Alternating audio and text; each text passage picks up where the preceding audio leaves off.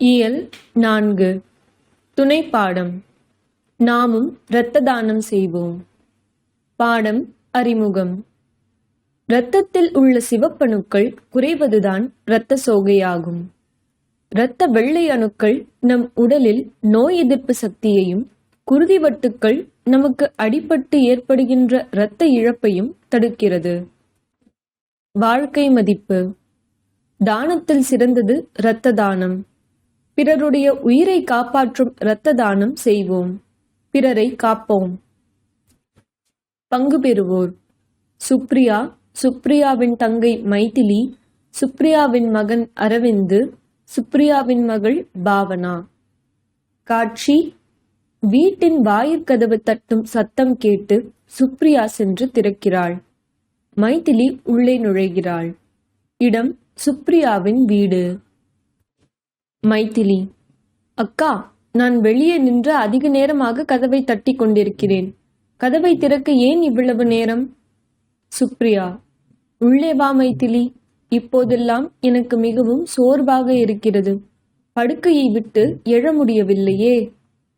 மைதிலி: உள்ளே வந்து நாற்காலியில் அமர்ந்தவாறு.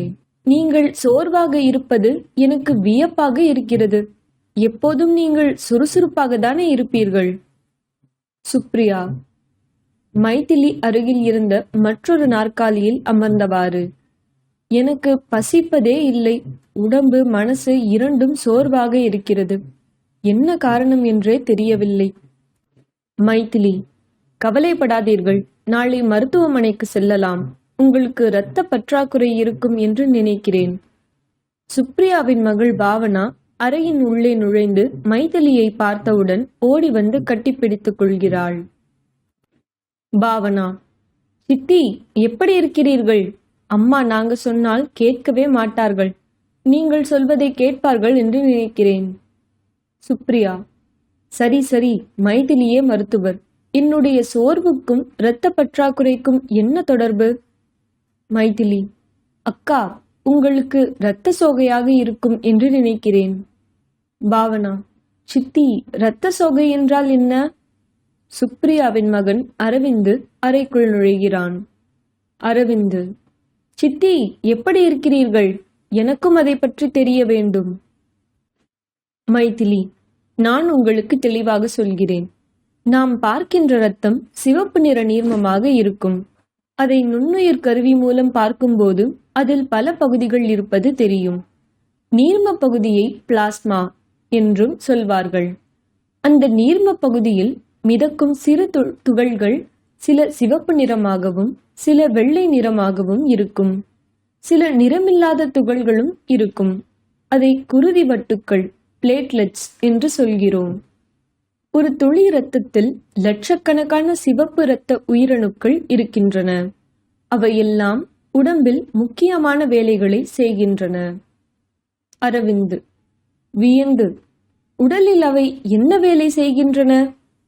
மைதிலி: இரத்த சிவப்பணுக்கள் உயிர்வளியை நம் உடலில் பல பகுதிகளுக்கு எடுத்துச் செல்லும். ஆனால் இதன் வாழ்நாள் குறைவு. 4 மாதத்திற்கு பின் அவை இறந்துவிடும். நம் உடலிலேயே அவ்வணுக்கள் புதியதாக தோன்றும். அரவிந்து: எல்லா இரத்த சிவப்பு அணுக்களும் ஒரே நேரத்தில் இறக்காது, சரியா சித்தி? மைதிலி: மிகவும் சரி. நம் எலும்புகளுக்குள்ளே எலும்பு சோறு, போன் மேரோ என்று சொல்கின்ற ஒரு மூலப்பொருள் இருக்கிறது. இது தொழிற்சாலை போல் தொடர்ந்து இயங்கி இரத்த அணுக்களை உற்பத்தி செய்கிறது. அதற்கு புரதச்சத்து, இரும்புச்சத்து, உயிர்ச்சத்து ஆகியவை அவசியம். பாவனா: ஓ, நாம் எல்லா சத்தும் அடங்கியுள்ள உணவை சாப்பிட வேண்டுமா? மைதிலி: ஆமாம். இதை நாம் முழுமையாக சாப்பிடவில்லை என்றால் மூலப்பொருள்கள் நம் எலும்பை போய் சேராது. அதனால் சிவப்பணுக்கள் உருவாவது குறைந்துவிடும். இதன் பற்றாக்குறைதான் இரத்த சோகை என்று சொல்கிறோம். அரவிந்து: சித்தி, நம் உடம்பில் குருதிவட்டுக்கள், வெள்ளை இரத்த அணுக்கள் இவற்றின் வேலை என்ன? மைதிலி: இரத்த வெள்ளை அணுக்கள் நம் உடலில் நோய் எதிர்ப்பு சக்தியை தருகின்றன. குருதிவட்டுக்கள் நமக்கு அடிபட்டு ஏற்படுகின்ற இரத்த இழப்பை தடுக்கின்றன. இவை ஒரு வகையான புரதத்தை கொண்டிருக்கும். அரவிந்த், யாருக்காவது அடிபட்டு அதிக இரத்த இழப்பு ஏற்பட்டால் என்ன ஆகும் சித்தி?